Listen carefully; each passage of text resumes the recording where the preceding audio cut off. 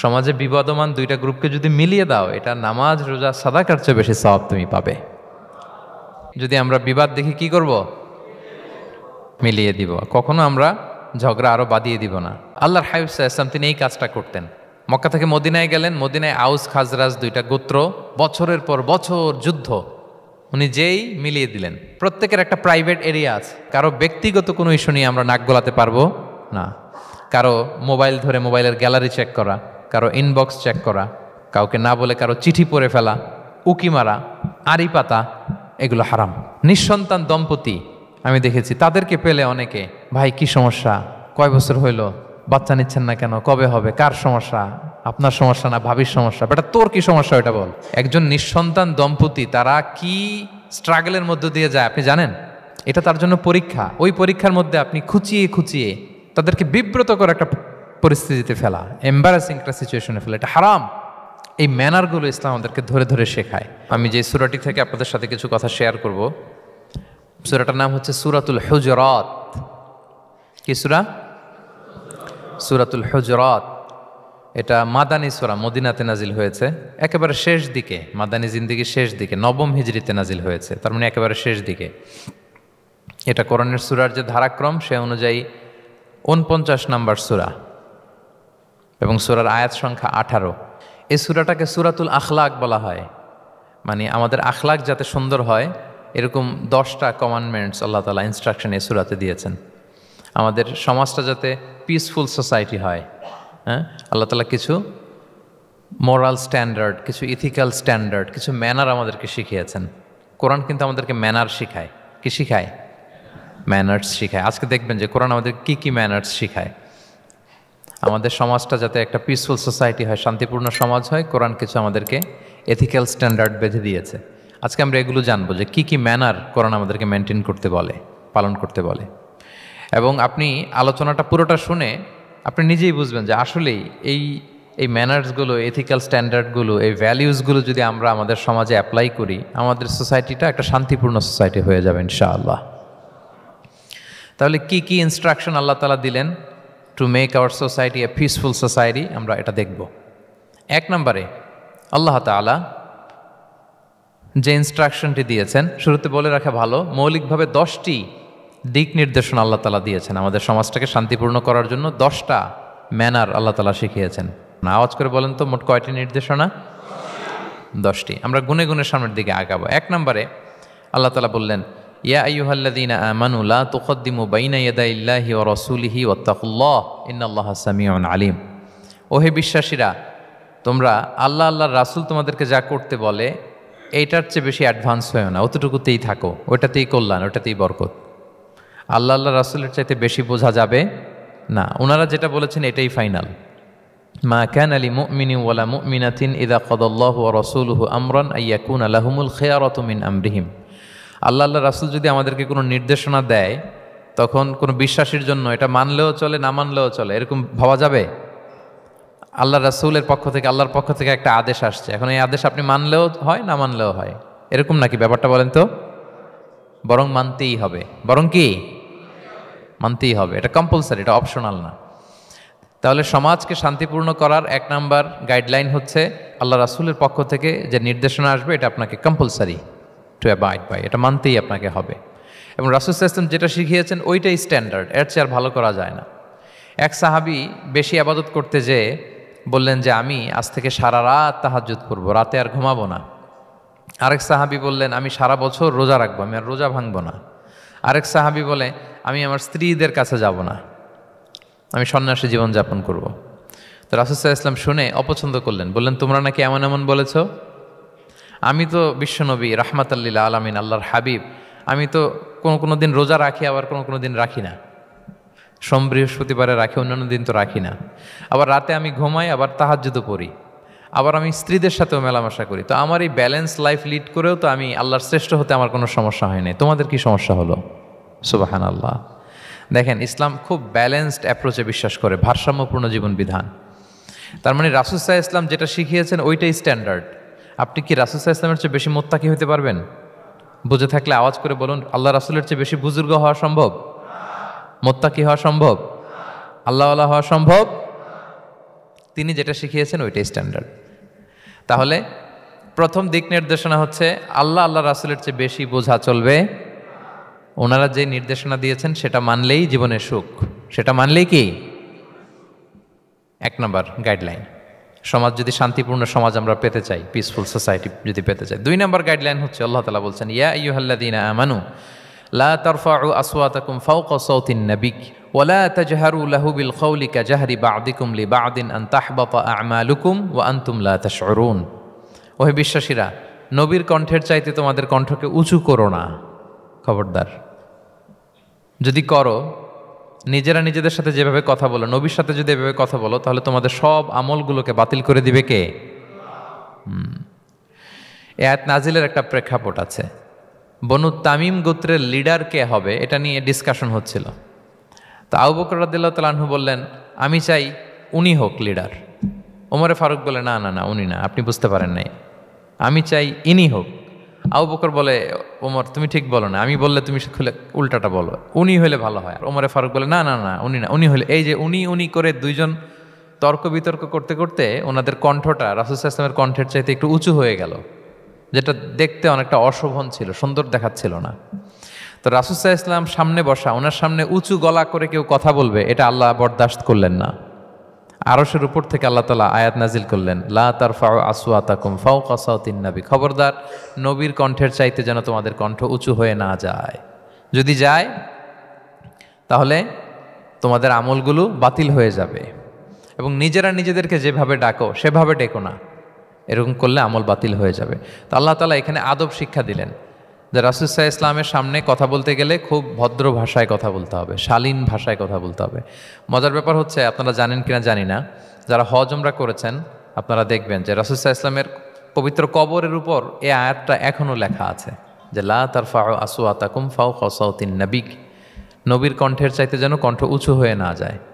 এজন্য দেখবেন যে যারা রাসূল সাল্লাল্লাহু আলাইহি ওয়াসাল্লামের কবর জিয়ারত করতে যায়, ওনারা কবরের সামনে যে ধৈর্য ধারণ করতে পারে না, বুক ফেটে কান্না আসে যে আজীবন যে নবীর কথা শুনলাম, যে নবীর হাদিস শুনলাম, যে নবীকে আমি এত ভালোবাসি, যে নবী আমার জন্য সুপারিশ করবেন, যে নবী আমাকে হাউজে কাউসারের পানি দিবেন, সেই নবী এখানে শুয়ে আছে।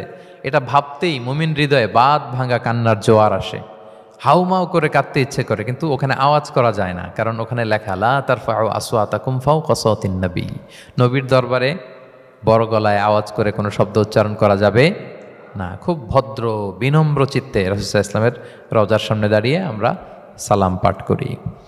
তো এই নিয়মটা শুধু যে রাসূল সাল্লাল্লাহু আলাইহি ওয়াসাল্লামের জন্যই খাস তা নয়, আমাদের আব্বা আম্মা, আমাদের শিক্ষক, মুরব্বী, আধ্যাত্মিক নেতা, ধর্মীয় গুরু, ইসলামী আন্দোলনের বড় লিডার, এরকম যে কারো সামনে বড় গলায় উঁচু গলায় আওয়াজ করে কথা বলা যাবে না, বরং সেখানে ভদ্রতা, এটিকেটস, নম্রতা, এটা বজায় রাখতে হবে। এটা বুঝতে পেরেছেন? হ্যাঁ। পাশাপাশি রাসূল সাল্লাল্লাহু আলাইহি ওয়াসাল্লাম একবার দুপুরবেলায় ওনার ঘরে শুয়েছিলেন। সূরার নাম হচ্ছে সূরাতুল হুজুরাত, মনে আছে তো আপনাদের? সূরার নাম কি? হ্যাঁ, হুজুরাত মানে হচ্ছে কম্পার্টমেন্ট বা অ্যাপার্টমেন্ট, যেখানে মানুষ থাকে আর কি। রাসূল সাল্লাল্লাহু আলাইহি ওয়াসাল্লাম এরকম 9টা হুজরাখানা ছিল। আপনার বাংলাদেশে ইমাম সাহেবের হুজরাখানা এই শব্দটার সাথে পরিচিত না সবাই? এই হুজরাখানা থেকে এই আল হুজরাত, রাসূল সাল্লাল্লাহু আলাইহি ওয়াসাল্লামের 9 জন স্ত্রী এই 9টা হুজরাতে থাকতেন এবং এগুলো মসজিদে নববীর সাথে অ্যাটাচ করা ছিল। দুপুরে খেয়ে রাসূল সাল্লাল্লাহু আলাইহি ওয়াসাল্লাম কাইলুলা করছেন, বিশ্রাম নিচ্ছেন। হঠাৎ কিছু বেদুইন লোক, যাদের মধ্যে সভ্যতার ছোঁয়া লাগেনি, তারা এসে রাসূল সাল্লাল্লাহু আলাইহি ওয়াসাল্লামকে ডাকতে আরম্ভ করলো, ইয়া মুহাম্মদ উখরুজ ইলাইনা, ইয়া মুহাম্মদ উখরুজ, এই মুহাম্মদ বেরো বেরো, কথা আছে, এই মুহাম্মদ বেরো বেরো। মানে কেমন যেন বন্ধুরে ডাকতেছে, মনে হচ্ছে বন্ধুকে ডাকতেছে। আল্লাহ তাআলা এটা বরদাস্ত করলেন না, বললেন খবরদার, নিজেরা নিজেদেরকে যেমনে ডাকো, নবীকে যদি অমনে ডাকো, তোমার ঈমান আমল সব বাতিল হয়ে যাবে, খবরদার, সব বাতিল হয়ে যাবে। বরং ওনাকে যখন সম্বোধন করবে তখন ডাক দিবে খুব ভদ্র ভাষায়, বলতে হবে ইয়া নবী আল্লাহ, ইয়া রসুল আল্লাহ, ইয়া হাবিব আল্লাহ, এরকম ভদ্রোচিতভাবে রাসূল সাল্লাল্লাহু আলাইহি ওয়াসাল্লামকে ডাকতে হবে। তাহলে রাসূলের সামনে কণ্ঠ উঁচু করার কারণে আল্লাহ তাআলা এই আয়াত নাজিল করলেন। এবং এই আয়াত নাজিলের পরে ওমরে ফারুক রাদিয়াল্লাহু তাআলা আনহু এত ভয় পেলেন, এরপরে রাসূল সাল্লাল্লাহু আলাইহি ওয়াসাল্লামের সামনে কথা বলতে গেলে উনি এত আস্তে কথা বলতেন, ওই যে বেশি জোরে যদি কথা বলে তাহলে আমার সব আমল বাতিল হয়ে যাবে, এত আস্তে বলতেন। রাসূল সাল্লাল্লাহু আলাইহি ওয়াসাল্লাম জিজ্ঞেস করা লাগতো, ওমর কি বললে, আবার বলো তো, একটু জোরে বলো ওমর, আরেকটু জোরে বলো, আরেকটু জোরে বলো।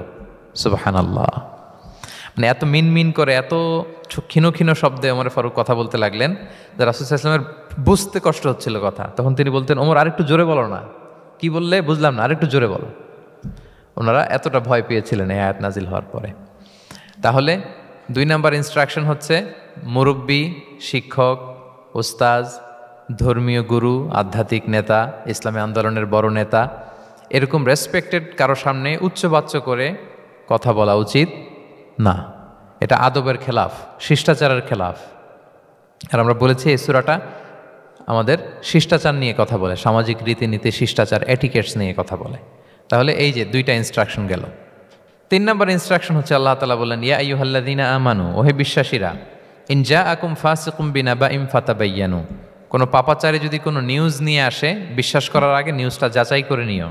আন তুসিবু কওমান বিজাহালাতিন ফাতুসবিহু আলা মা ফাআলতুম নাদিমিন, যদি তোমরা বিশ্বাস করে ফেলো তাহলে কোনো কওমের উপর হয়তো এমন ডিসিশন নিয়ে নিতে পারো যে ডিসিশনের কারণে পরে তোমাদেরকে পস্তাতে হবে।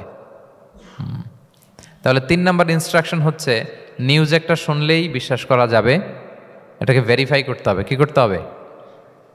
You have to verify and cross check the authenticity of the news. নিউজটা সঠিক কিনা আপনাকে ক্রস চেক করতে হবে, শুনলেই বিশ্বাস করা যাবে না। এটা বর্তমান সময়ের সাথে অনেক বেশি প্রাসঙ্গিক। এত হোক্স নিউজ এখন, এত রুমার্স, এত ফেক নিউজ সোশ্যাল মিডিয়াগুলোতে, ইভেন মেইন স্ট্রিম মিডিয়াও যা প্রচার করে সবই যে আপনি বিশ্বাস করতে পারবেন তাও না, ওইটাও একটু ক্রস চেক করে নিতে হবে।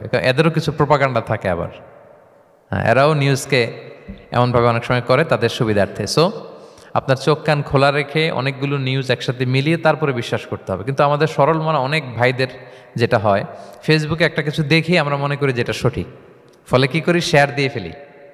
কি করি? শেয়ার দেই। আবার আপনার বন্ধুরা শেয়ার দেয়, ফলে মুহূর্তে একটা রুমর, একটা গুজব ছড়িয়ে পড়ে সমাজে, কিন্তু আদতে এটার সাথে কোনো মিলই নাই বাস্তবতার। এরকম হয় কি হয় না বলেন তো?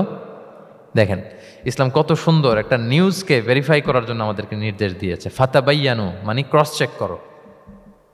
কোনো সংবাদ আসলেই চিলে কান নিয়ে গেছে শুনলেই চিলের পেছনে দৌড় দিবেন নাকি? না, আগে প্রথমে কি করবেন? একটু দেখে নিতে হবে যে আসলে কি কান নিয়ে গেল না রয়ে গেল। এই আয়াত নাজিলের একটা প্রেক্ষাপট আছে, সেটা কি? 5ম হিজরিতে বনুল মুস্তালিকের যুদ্ধে যখন আল্লাহ হাবিব সাল্লাল্লাহু আলাইহি ওয়াসাল্লাম জয়লাভ করলেন, বনুল মুস্তালিকের সবাই মুসলিম হলো। রাসূল ইসলাম তাদেরকে দিনের দাওয়াত শিখিয়ে বললেন, বছর শেষে তোমাদেরকে জাকাত পে করতে হবে, আর জাকাতের এই টাকা নেয়ার জন্য আমি একজনকে পাঠাবো বছর শেষে। তো বছর শেষে তিনি বনুল মুস্তালিকের যে লিডার হারিস ইবনে মিরারের কাছে আল ওয়ালিদ ইবনে উকবা নামে জাকাতের কালেক্টর এক সাহাবীকে তিনি পাঠালেন যে যাও তুমি যে জাকাত নিয়ে আসো। তো উনি গেলেন, উনি আসবেন শুনে বনুল মুস্তালিকের সবাই পল্লী থেকে বের হয়ে মরুভূমির মাঝখানে তলোয়ার নিয়ে, ঘোড়া টোরা নিয়ে তাকে ওয়েলকামিং রিসেপশনের জন্য, রেড কার্পেট রিসেপশনের জন্য সবাই দাঁড়ায় আছে যে নবীর সাহাবী আসবে, জাকাত কালেক্ট করতে, আমরা জাকাত দিব। এখন ওই সাহাবী যখন গেলেন, সবাইকে এরকম ঘোড়া তলোয়ার এরকম সাজসজ্জা নিয়ে দাঁড়ায় থাকার কারণে উনি ভয় পেয়ে গেলেন। উনি ভাবছে আমাদের মনে হত্যা করার জন্য দাঁড়ায় আছে। উনি আর এটা ঠিকঠাক না জেনে অ্যাবাউট টার্ন ফিরে গেলেন মদিনায়, যে বলে ইয়া রাসূলুল্লাহ, বনুল মুস্তালিক তো সব মোরতাদ হয়ে গেছে, এরা তো আর মুসলিম, এরা তো আমাকে মারার জন্য সব দাঁড়ায় আছে। আসলে বলেন তো কথাটা কি সত্য না মিথ্যা? একেবারে মিথ্যা। রাসূল সাল্লাল্লাহু আলাইহি ওয়াসাল্লাম এই কথা শুনেই বিশ্বাস করলেন সরল মনে। বিশ্বাস করেই খালিদ ইবনে ওয়ালিদ রাদিয়াল্লাহু তাআলা আনহুকে বললেন, অ্যাটাক বনুল মুস্তালিক, বনুল মুস্তালিকে অভিযান পরিচালনা করো। সাথে সাথে আল্লাহ বললেন, নবী রাখেন, আস্তে অ্যাটাক করেন, একটু থামেন নবী, একটু রাখেন। আপনি যার কাছ থেকে শুনেছেন সে মিথ্যা বলেছে, অসত্য কথা বলেছে, আসলে ঘটনা এমন নয়। আজকে তার কথার উপর বেস করে আপনি যে খালিদ ইবনে ওয়ালিদকে অভিযান পরিচালনা করতে বললেন, সে যে যদি অ্যাটাক করে কয়েকজনকে হত্যাও করে ফেলতো, এই যে রক্তপাত হতো, ব্লাডশেড, এটার দায় কিন্তু আপনি এড়াতে পারতেন, কারণ আপনি আদেশ দানকারী। আল্লাহ রাসূল সাল্লাল্লাহু আলাইহি ওয়াসাল্লামকে থামালেন আল্লাহ তাআলা আয়াত নাজিল করে যে আপনি ক্রস চেক করেন। পরে রাসূল সাল্লাল্লাহু আলাইহি ওয়াসাল্লাম ক্রস চেক করে লোক পাঠিয়ে জানলেন যে না, এমন কিছুই নয়, তারা কেউ মোরতাদ হয় নাই, সবাই তারা মুসলিমই আছে, তারা ওয়েলকামের জন্য আসছিল, উনি ভাবছে যে ওনাকে হত্যা করার জন্য দাঁড়ায় আছে। তাহলে চিন্তা করছেন যুগে যুগে এই সমস্যা আছে না নাই বলেন? রাসূল সাল্লাল্লাহু আলাইহি ওয়াসাল্লামের জীবনীতে এই ঘটনা ঘটিয়ে আমাদের চোখে আঙ্গুল দিয়ে আল্লাহ তাআলা বুঝাতে চাইলেন যে কোনো নিউজ আসলেই এটা ভেরিফাই না করে বিশ্বাস করা যাবে না। যত মেইন স্ট্রিম মিডিয়া হোক, ওটা শুনলে আপনি আরও আপনার সোর্স থেকে আপনি একটু জানবেন, এরপরে আপনি বিশ্বাস করবেন, নাকি বিশ্বাস না করে শেয়ার দিবেন? দিবেন? আপনি কি জানেন যে একটা কথা শুনেই ক্রস চেক না করে অ্যাকশনে যাওয়াতে কত পরিবার ভেঙে যায়, কত সম্পর্ক ভেঙে যায়? আমাদের মধ্যে এই প্রবণতা আছে। আপনার ছেলের ব্যাপারে একজন একটা কথা বললো, এসে ছেলের মারপিট, জিজ্ঞেসও করেন না এটা। আপনার মেয়ের ব্যাপারে একজন এসে একটা বাজে কথা বলছে, এসেই আপনি মেয়ের সাথে খারাপ আচরণ। আপনার ওয়াইফের ব্যাপারে একজন বললো আর কি যে ভাই আপনি এখানে, ভাবিকে তো দেখলাম ওইখানে আরেকজনের সাথে, আপনি এসেই আপনার স্ত্রীর উপর চড়াও অথবা গায়ে হাত তুললেন। তো হতে পারে যে ওই ভদ্রলোক অন্য কোনো মহিলাকে দেখেছে যে দেখতে আপনার স্ত্রীর মতো, এরকম হতে পারে কি পারে না বলেন? তো এই যে আপনি ক্রস চেক না করে, ভেরিফাই না করে যে অ্যাকশনে গেলেন, এতে সমস্যা হবে না? সমাজে পরিবার ভাঙে, সমাজে সম্পর্ক নষ্ট হয়, কলহ বাঁধে। এই জন্য আল্লাহ তাআলা বলেন যে সোসাইটিটাকে যদি পিসফুল করতে চাও, ইদা জাআকুম ফাসিকুম বিনাবাইন ফাতাবায়ানু, নিউজ আসলেই বিশ্বাস করো না। You have to cross check, you have to justify and you have to verify the news. মনে থাকবে? তাহলে আজকে থেকে ফেসবুকে একটা পেলে আমরা কি করব? শেয়ার দিয়ে দিব। কি শেয়ার দিবেন না? কি করব? যাচাই বাছাই করব, ক্রস চেক করব। এখন অবশ্য ক্রস চেক করার জন্য কিছু কিছু প্ল্যাটফর্ম বেরিয়েছে, তারা অবশ্য যেগুলো খুব বেশি ছড়িয়ে পড়ে নিউজ, সেগুলো যদি ভুল হয় তারা ক্রস চেক করে, তারা সামাজিক সচেতনতা তৈরি করে। তো আমরা প্রত্যেকেই দায়িত্বশীল হলে এই গুজবগুলো স্প্রেড করা থেকে আমরা বিরত থাকতে পারি। নিউজ শুনলেই আমরা এখন বিশ্বাস করব না, আগে ক্রস চেক করে নেব, তা না হলে আমরা বিপদে পড়তে পারি। কি বলেন? এমন কোনো কাজ করে ফেলতে পারি যেটার কারণে পরে লজ্জিত হব। তো আমরা আগে থেকেই সাবধান হয়ে যাই। 4 নম্বরে আল্লাহ তাআলা বললেন, ওয়া ইন তাইফাতানি মিনাল মুমিনিনা ক্তাতালু ফাআসলিহু বাইনাহুমা, বিশ্বাসীদের মধ্যে 2 গ্রুপ যদি মারামারি লাগে তাহলে তুমি মিলিয়ে দাও, ইসলাহ করো, ইসলাহু যাতিল বাইন, মিলিয়ে দাও, মীমাংসা করে দাও, বিরোধ নিষ্পন্ন করে দাও। অনেক সময় হয় না যে 2 ভাই ঝগড়া লেগেছে, 2 বন্ধু ঝগড়া লেগেছে, অথবা স্বামী স্ত্রীর মধ্যে কোনো কারণে বিরোধ, 2 পার্টি ঝগড়া লাগছে, এরকম আছে না নাই? তখন ফাআসলিহু বাইনাহুমা, তাদের মধ্যে আপোষ মীমাংসা করে দাও। মীমাংসা করে দাও, ইসলাহ, রিকনসিলিয়েশন করো, ওয়ার্ক অ্যাজ এ মিডিয়েটর, মধ্যস্থতাকারী হিসেবে কাজ করো। তো আমরা সমাজে কি করি দেখেন তো, একটু মিলিয়ে নেন। 2 জন ঝগড়া লাগছে, আমরা কি করি? কি করেন? আরো লাগিয়ে দেন, সর্বনাশ। তো আপনাদের ওয়াজি করতেছি আমি না, তাদেরকে আরো ঝগড়ায় মাতিয়ে তোলা যাবে না, লাগিয়ে দেওয়া যাবে না, বরং ঝগড়া থামিয়ে দিতে হবে। কি করতে হবে? কয়েক জায়গায় কৌশল করে মিথ্যা বলা জায়েজ, সহিহ হাদিসে এসছে। এর মধ্যে একটা আছে, 2 জন মানুষের মধ্যে সম্পর্ক নষ্ট, তাদের সম্পর্ক জোড়া লাগিয়ে দেওয়ার জন্য আপনি কৌশল করে মিথ্যা বলতে পারেন। যেমন ধরেন যে 2 জনের সাথে কথা হয় না, দা কুমড়া সম্পর্ক, আপনি একজনকে বললেন যে ভাই ওই দিন তো ওই লোক আপনার ব্যাপারে অনেক প্রশংসা করলো, সে তো শুনে অবাক হবে, কিরে আমার প্রশংসা কি বললো, এমন এমন বললো। তো এটা শুনে ওই লোকের ব্যাপারে তার মনটা একটু নরম হবে। আবার তাকে বললেন যে উনি তো আপনার ব্যাপারে এরকম একটা পজিটিভ কমেন্ট করলো, সেও অবাক হবে, তাই নাকি, তার সাথে আমি এত ভুল বোঝাবুঝি, আসলে লোকটা তো তাইলে ভালো।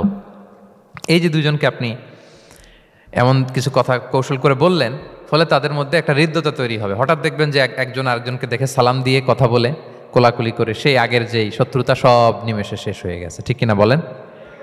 এই যে মধ্যস্থতাকারী আপনি হলেন, এজন্য আল্লাহ তাআলা আপনাকে সওয়াব দিবেন।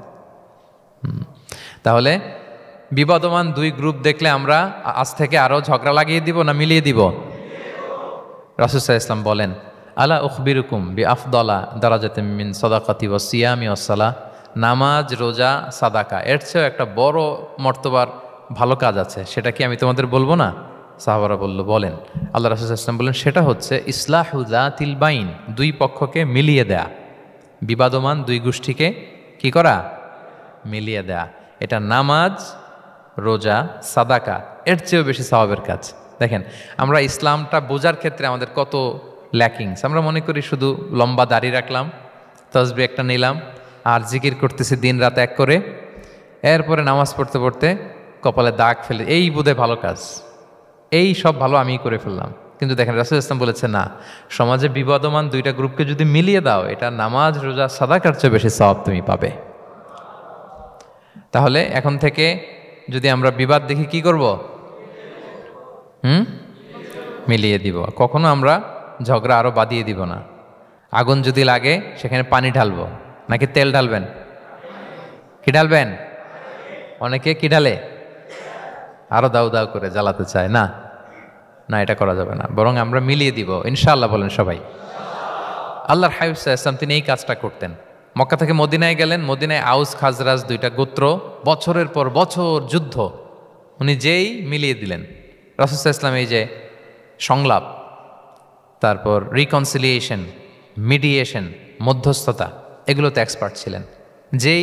যে যুদ্ধ থামে না, এই যুদ্ধ মিলিয়ে দিলেন। কত প্রাণ গেল এই যুদ্ধে, কিন্তু রাসূল সাল্লাল্লাহু আলাইহি ওয়াসাল্লাম যেই আউস খাজরাজ এখন ভাই ভাই হয়ে গেছে, ভাই ভাই করে দিলেন, ভ্রাতৃত্বের বন্ধনে ওনাদেরকে আবদ্ধ করে দিলেন আল্লাহর হাবিব সাল্লাল্লাহু আলাইহি ওয়াসাল্লাম।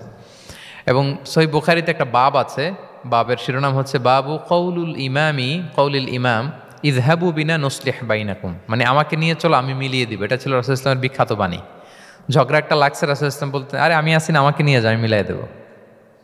কোথাও কিছু হয়েছে, আমাকে নিয়ে যাও, আমি তো আছি, মিলাই দেবো। রাসূল সাল্লাল্লাহু আলাইহি ওয়াসাল্লাম এসেছেনই মানুষকে মিলানোর জন্য, গড়ার জন্য এসেছেন, ভাঙার জন্য নয়।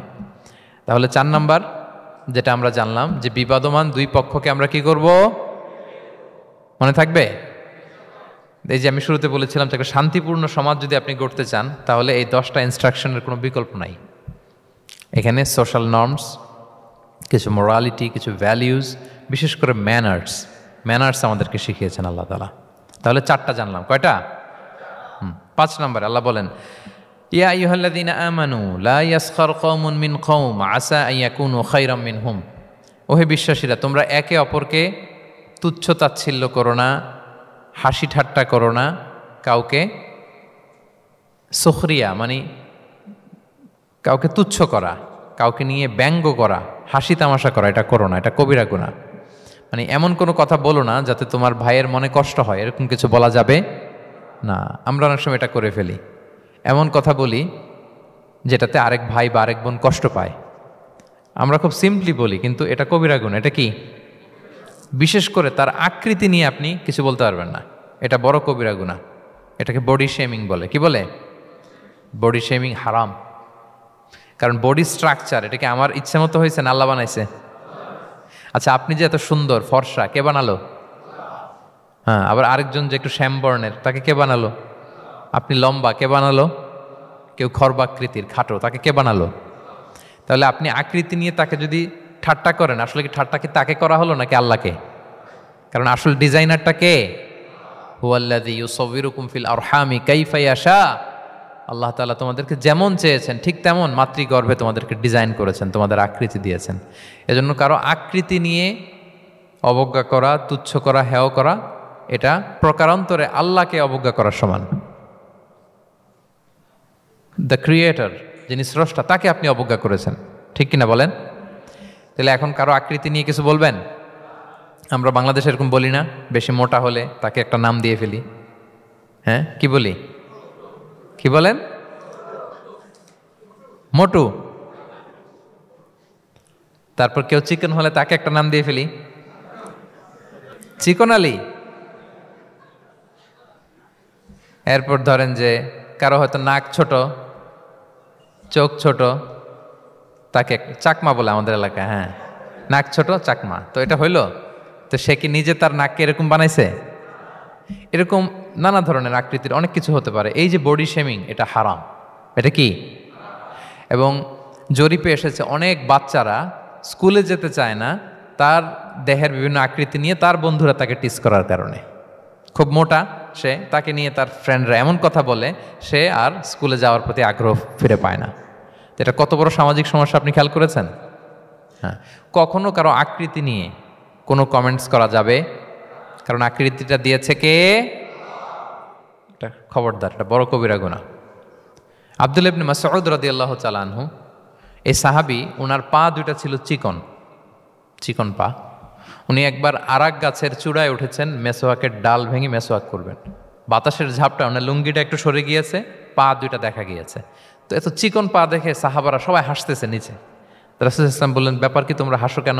বলে যে ইবনে মাসউদের পাগুলো দেখে দেখেনি রাসূল কত চিকন পা, হাসতেছে। রাসূল সাল্লাল্লাহু আলাইহি ওয়াসাল্লাম রাগান্বিত হলেন, বললেন, ওই সত্তার শপথ যার হাতে আমার আত্মা, ওই আল্লাহর কসম করে আমি বলি, লাহুমা আসকালু ফিল মিজান মিন উহুদ, এই পা দুটো মিজানের পাল্লায় রাখা হলে কিয়ামতের দিন উহুদ পাহাড়ের চেয়ে বেশি ভারী হয়ে যাবে। তার মানে এত সম্মান, ইবনে মাসউদের সম্মান আল্লাহর কাছে, কল্পনা করেন, উহুদ পাহাড়ের চেয়ে বেশি ভারী হয়ে যাবে। কিন্তু আমরা অনেক সময় এই মানুষের আকৃতি নিয়ে তুচ্ছ-তাচ্ছিল্য করি।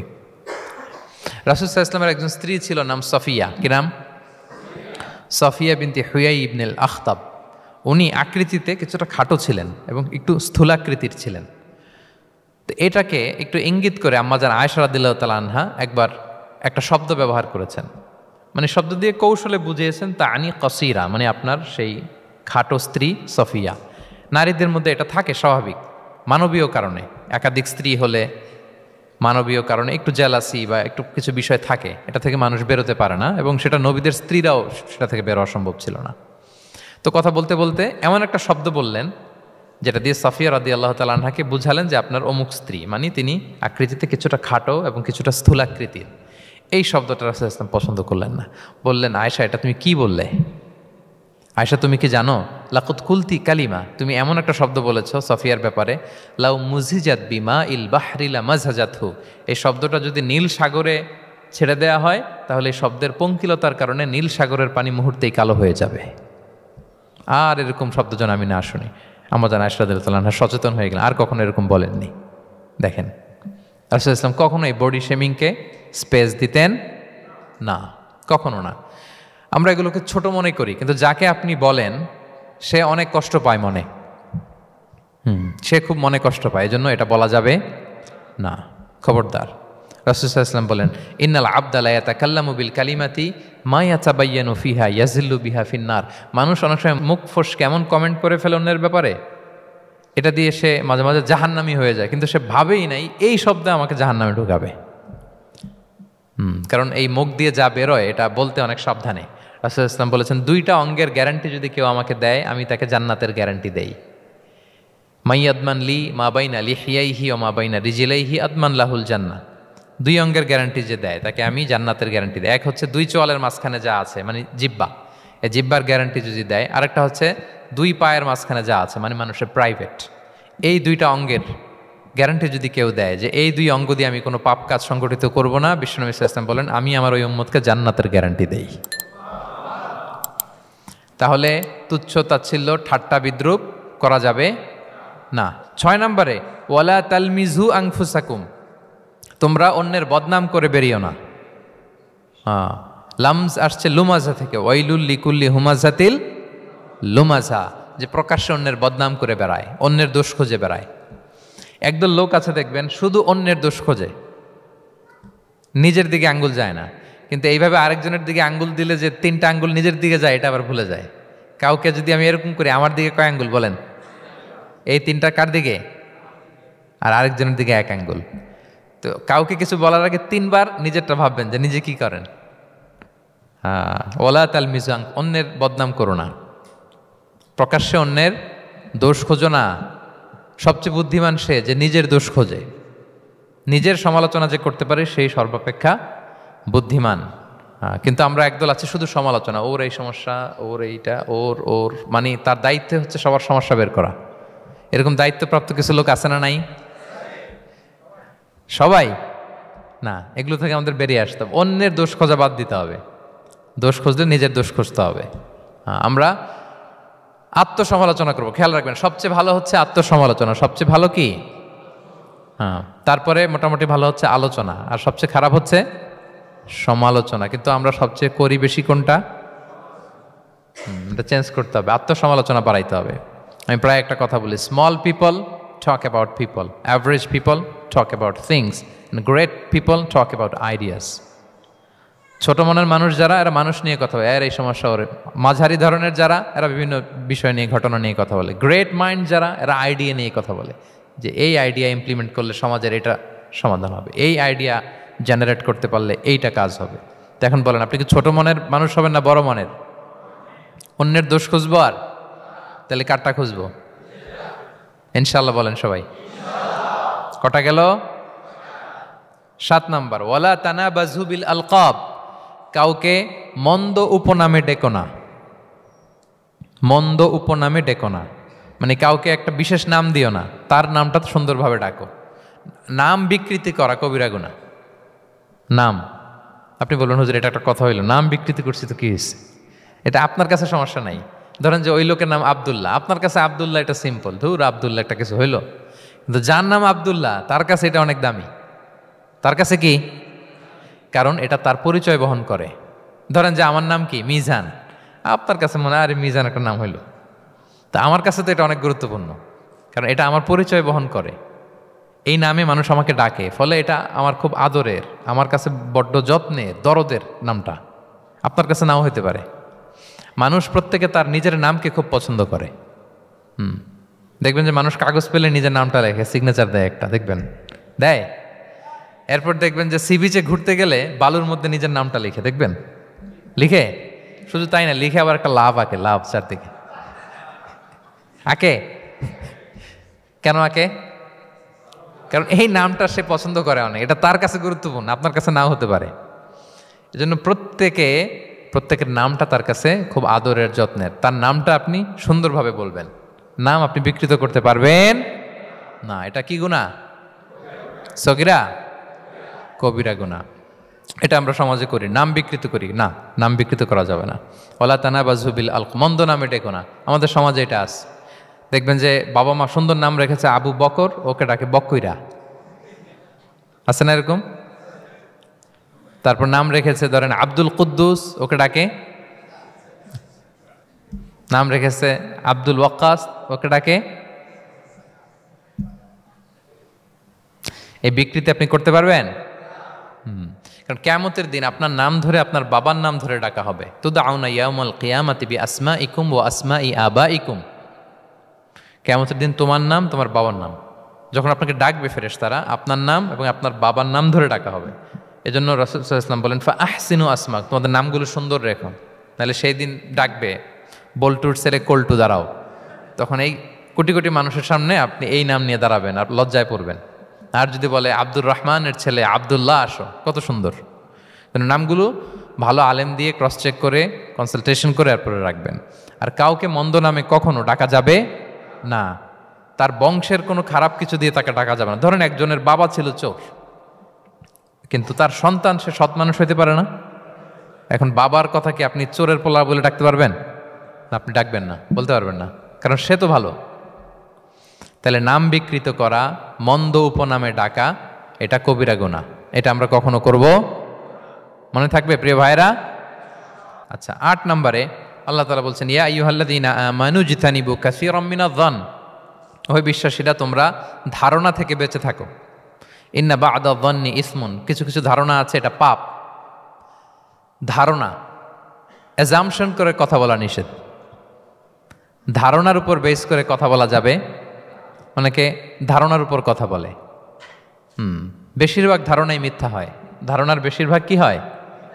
সো আপনি ধারণা, বেসড অন ধারণা আপনি কোনো কথা বলতে পারবেন, মানে যেটাকে আমরা বাংলায় বলি আন্দাজে কথা বলা। বাংলা আমরা কি বলি? আন্দাজে আপনি কিছু বলতে পারবেন না, আপনাকে নিশ্চিত হইতে হবে। আমরা খালি চোখে যা দেখি, বাস্তবে ওই ঘটনা নাও হতে পারে এরকম। হোয়াট এভার উই সি, এটা রিয়েল সিনারি নাও হতে পারে, কিন্তু ভেতরে হয়তো এমন কিছু একটা আছে যেটা আমরা জানি না। এজন্য ধারণা করে কথা বলা নিষেধ ইসলামে।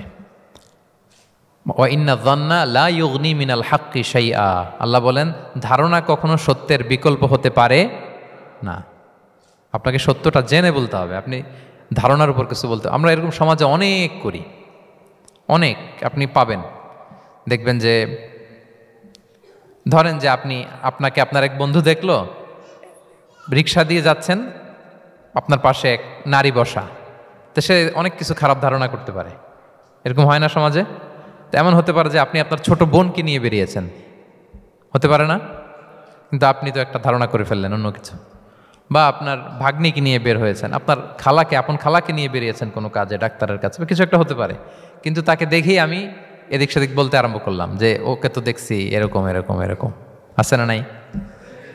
আমাদের সমাজে আমি দেখেছি যে কারো যদি ঠোঁট কালো হয় তো মানুষ ধারণা করে নেয় লোকটা মনে হয় সিগারেট খায়। কিন্তু সিগারেট সেবন করা ছাড়াও কারো ঠোঁট কালো হতে পারে কি পারে না বলেন? এই যে এগুলো সমাজে প্রচলিত। বিয়ে করার পর ইমিডিয়েট যদি কেউ একটা গাড়ি কিনে, বা হুন্ডা কিনে, এটা কি বলে বলেন তো? তো এই বোধহয় শ্বশুর বাড়ি থেকে যৌতুক নিয়ে আসছে। দেখছেন, এরকম ভুরি ভুরি আপনি সমাজে পাবেন, যে আন্দাজে ধারণার উপরে আমরা অনেক কথা বলে ফেলি, কিন্তু নিশ্চিত না হয়ে আপনি কোনো কমেন্টসে যেতে পারবেন না, এটা একেবারে নিষেধ। 9 নম্বরে আল্লাহ বললেন ওয়ালা তাজাসসু, গোয়েন্দাগিরি করো না, স্পাইগিরি করো না, অন্যের ব্যক্তিগত বিষয় নিয়ে খোটাখুটি করো না। এরকম স্বভাব আমাদের অনেকের আছে না নাই? অনেকে দেখবেন যে অনেকের প্রাইভেট বিষয় নিয়ে খোঁচাখুচি করতে সে বড্ড মজা পায়, আছে এরকম? এটা হারাম। আওয়াজ করে বলুন, এটা কি? ওয়ালা তাজাসসু, গোয়েন্দাগিরি করো না। Everyone has personal space and no one should interfere someone's personal space. কেউ কারো পার্সোনাল স্পেসে ইন্টারফেয়ার করা যাবে না। প্রত্যেকের একটা প্রাইভেট এরিয়া আছে, প্রাইভেসি আছে। দেখেন ইসলাম প্রাইভেসিকে কত গুরুত্ব দেয়, প্রত্যেকের প্রাইভেসিকে ইসলাম কত গুরুত্ব দেয়। কারো প্রাইভেসির মধ্যে ইন্টারফেয়ার করা এটা ইসলাম পছন্দ করে না। এজন্য খবরদার, কারো ব্যক্তিগত কোনো ইস্যু নিয়ে আমরা নাক গলাতে পারবো না। কারো মোবাইল ধরে মোবাইলের গ্যালারি চেক করা, কারো ইনবক্স চেক করা, কাউকে না বলে কারো চিঠি পড়ে ফেলা, উকি মারা, আড়ি পাতা, এগুলো হারাম। এগুলো কি? তো এরকম সব আমাদের আছে না নাই? আড়ি পেতে শুনতে চাই, উকি মারি, তারপর সে কি করে দেখি তার প্রাইভেট মুহূর্তে, তারপর তার মোবাইল চেক করি, তার গ্যালারি চেক করি, তার ইনবক্স চেক করি। এই দায়িত্ব ইসলাম আমাদেরকে দেয়। এমনকি ইসলামী রাষ্ট্রও যদি হয়, ইসলামী রাষ্ট্রের জন্য এটা দায়িত্ব না যে প্রত্যেকে ব্যক্তিগত তার বেডরুমে তার প্রাইভেট লাইফে কি করে এটা দেখা, ইটস নট হিজ বিজনেস। ইসলামী রাষ্ট্র মানুষকে ন্যায়, কল্যাণের পথ, সুন্দর জীবন পরিচালনার জন্য উৎসাহিত করবে, কিন্তু প্রত্যেকে প্রাইভেট লাইফে কি করে ওইটা সিসি ক্যামেরা লাগিয়ে দেখা, এটা কারো দায়িত্বের মধ্যে পড়ে না। এটা একেবারে নিষেধ। এটাকে বলে তাজাসসুস, গোয়েন্দাগিরি করা। বরং ইসলাম কি উৎসাহিত করে জানেন? অন্যের দোষ দেখলে এটাকে গোপন রাখতে উৎসাহিত করে। গোপন রাখবেন। মান সাতারা আইবান সাতারাহুল্লাহু ইয়াউমাল কিয়ামা। কেউ যদি তার ভাইয়ের দোষ গোপন রাখে, কিয়ামতের দিন আল্লাহ তার দোষ গোপন রাখবে। ওমান কাশাফা আওরাতা আখি, বিষ্ণু বলেন, কিন্তু কেউ যদি তার ভাইয়ের কোনো গোপন জিনিস প্রকাশ করে দেয়, কাশাফাল্লাহু আওরাতাহু, আল্লাহ তার সব গোপন জিনিস প্রকাশ করে দিবে। বলেন আমাদের প্রত্যেকেরই গোপন জিনিস আছে না নাই? এখন আমাদের সব ভুল, সব গোপনীয়তা যদি প্রকাশ হয়ে যায় কি হবে তখন? আল্লাহ নিজে দায়িত্ব নিচ্ছে যে তুমি যদি তোমার ভাইয়ের কিছু ফাঁস করো, তোমার হাড়ি আমি হাটে ভাঙবো, হাটে হাড়ি ভাঙবো তোমার আমি, তখন দেখা যাবে। আমাদের অনেকের এই মানসিকতা আছে, অন্যের প্রাইভেট বিষয় নিয়ে কখনো আপনি নাক গলাতে পারবেন না, কারো প্রাইভেসিতে আপনি ইন্টারফেয়ার করবেন না, কারো প্রাইভেট স্পেসে আপনি ইন্টারফেয়ার করবেন না। এটা খুব বাজে একটা স্বভাব, এটা ইসলাম হারাম করে দিয়েছে। আমাদের অনেকের মধ্যে আছে খুঁটে খুঁটে, ভাই এটা কি, ওইটা কি করছেন, সরকারি চাকরি না প্রাইভেট চাকরি, বেতন কত, বয়স কত, ওইটা কত, ওইটা কত, হাবি যাবি, এটা তার, ইটস নট হিজ বিজনেস। তারপর মানুষ খুঁচিয়ে খুঁচিয়ে। নিঃসন্তান দম্পতি আমি দেখেছি, তাদেরকে পেলে অনেকে, ভাই কি সমস্যা, কয় বছর হইল, বাচ্চা নিচ্ছেন না কেন, কবে হবে, কার সমস্যা, আপনার সমস্যা না ভাবির সমস্যা, বেটা তোর কি সমস্যা ওটা বল। একজন নিঃসন্তান দম্পতি তারা কি স্ট্রাগলের মধ্য দিয়ে যায় আপনি জানেন? এটা তার জন্য পরীক্ষা। ওই পরীক্ষার মধ্যে আপনি খুঁচিয়ে খুঁচিয়ে, মানে সে kind of he is a gynaecologist, সে আপনার ইয়ে করতেছে, ট্রিটমেন্ট দিচ্ছে, ভাই কি হয়েছে, এইটা ওইটা, তাদেরকে বিব্রত করে একটা পরিস্থিতিতে ফেলা, এম্বারাসিং একটা সিচুয়েশনে ফেলা, এটা হারাম। এই ম্যানারগুলো ইসলাম আমাদেরকে ধরে ধরে শেখায় যে এটা তোমার বিজনেস না, তুমি খুঁচিয়ে খুঁচিয়ে মানুষের ব্যক্তিগত বিষয় যেটাতে সে বিব্রত বোধ করে, এগুলো তুমি জিজ্ঞেস করতে পারো না। আল্লাহ বলেছেন খবরদার, ওলা তাজাসসু, ওলা তাজাসসু, গোয়েন্দাগিরি করো না, কারো ব্যক্তিগত বিষয় না। অনেকের এটাতে খুব ইন্টারেস্ট, কার স্ক্যান্ডাল বেরোইছে, প্রায় দেখবেন যে এরকম দেখা যায়, অমুক নেতার স্ক্যান্ডাল ফাঁস, অমুক নায়কের স্ক্যান্ডাল ফাঁস, তোমার স্ক্যান্ডাল কবে ফাঁস হবে এটা বলো। নিজের চরকায় তেল দিতে হবে, আরেকজনের কি হলো, তার কি ভুল আছে, দোষ ত্রুটি আছে, ওগুলো খুঁজে দেখার জন্য আল্লাহ আমাকে দুনিয়ায় পাঠায়। তাহলে আমরা যেন কারো প্রাইভেসি হ্যাম্পার না করি, প্রিয় ভাইরা, এটা ইসলাম আমাদেরকে উৎসাহিত করে, নির্দেশনা দেয় যে আমরা কারো প্রাইভেট কোনো ইস্যু নিয়ে নাক গলাবো না, ব্যক্তিগত বিষয়ে নাক গলাবো না, কারো দোষ দেখলে এটা আমি গোপন রাখবো। কি করব? আনলেস ইউ আর এ জাজ, আপনি বিচারক, আপনার কাছে আসছে, তখন আপনি বিচার করবেন। কিন্তু এমনি এমনি আপনি জাজমেন্টাল হতে পারবেন না। You cannot jump to the conclusion, একটা কিছু আন্দাজে বলে ফেলতে পারবেন না। এই দায়িত্ব আপনাকে দেয়া হয়নি। ইসলামে ব্যভিচারের মতো কোনো বিষয় দেখলেও আপনি বলতে পারবেন না। ব্যভিচার, অ্যাডাল্ট্রি, ফর্নিকেশন, জিনা, এগুলো দেখলে আপনি বলতে পারবেন না। বললে 4 জন নিয়ে বলতে হবে একসাথে। আপনি 3 জন যে যদি কাজের কাছে বলেন যে এই ছেলে আর মেয়েকে আমি অপকর্ম করতে দেখছি, কাজী 3 জনকে নিয়ে আগে 80 টাকা করে বেত মারবে পিঠে। তো করে দেখতে বলছে কে? তোমাদেরকে এই কাজ অবজার্ভ করতে বলেছে কে? কারণ 3 জন মিলে এই উইটনেস হবে না। 4 জন উইটনেস যদি থাকে তাইলে তাও আমরা দেখছি বললে হবে না, তারপরও মায়ের। আরও রলি আমি বলি, 4 জন এসে যদি বলে যে আমি একজন নারী একজন পুরুষকে ন্যাকেড অবস্থায় এই ঘরে প্রবেশ করতে দেখছি, তারপর কাজে নিয়ে এই 4 জনের আশীর্বাদ দিবে। কারণ এতেও প্রমাণিত হয় নাই। তারা হয়তো একটা জায়গায় অবস্থান করেছে কিন্তু বড় ধরনের কোনো পাপের সাথে লিপ্ত হয় নাই হয়তো।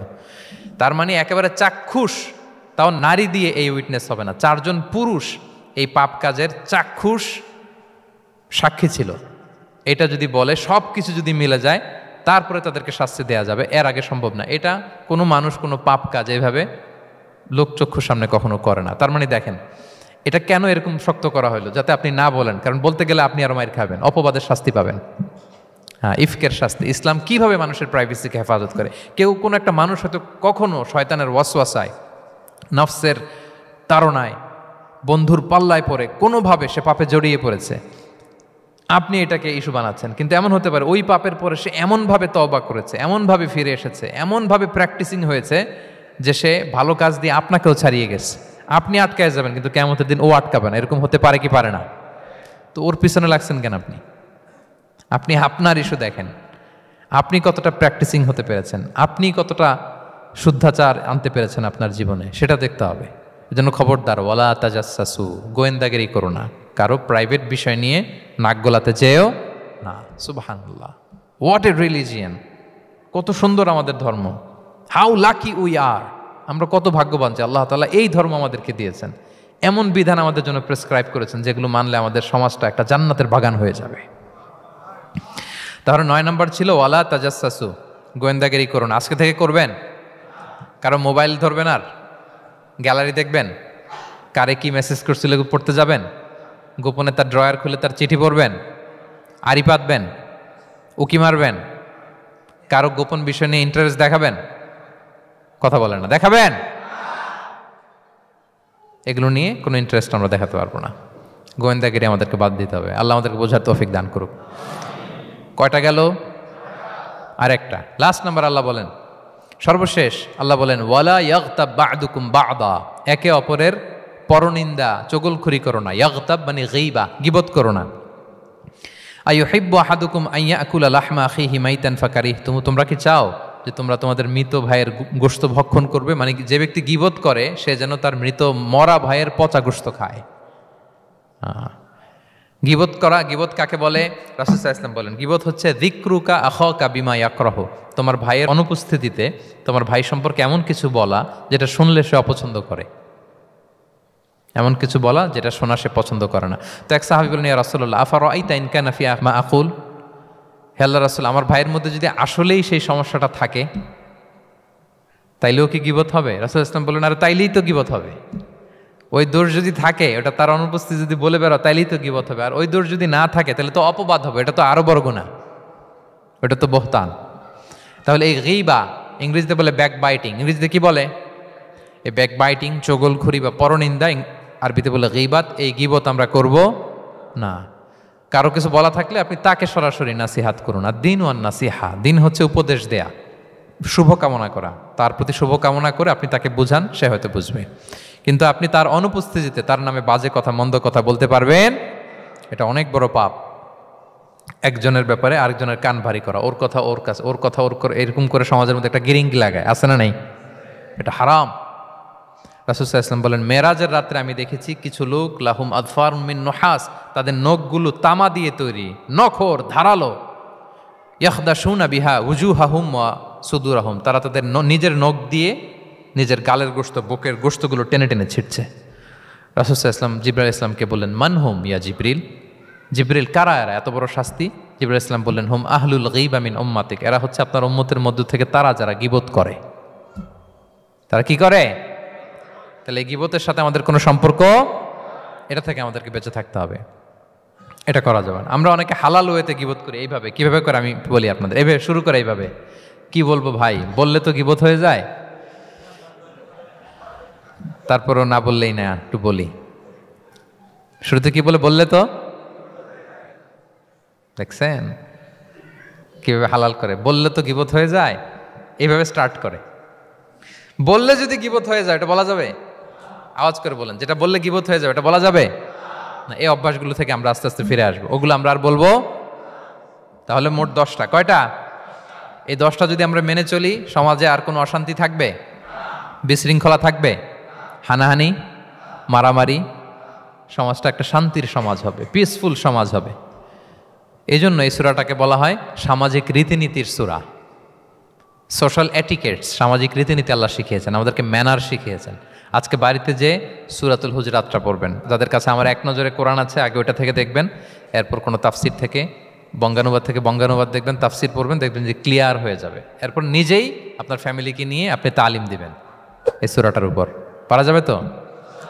দেখবেন যে সমাজটা শান্তিপূর্ণ হয়ে যাবে। আল্লাহ তাআলা আমাদের সমাজকে শান্তিপূর্ণ করুক, আমাদের পরিবারগুলোকে জান্নাতি পরিবার করুক।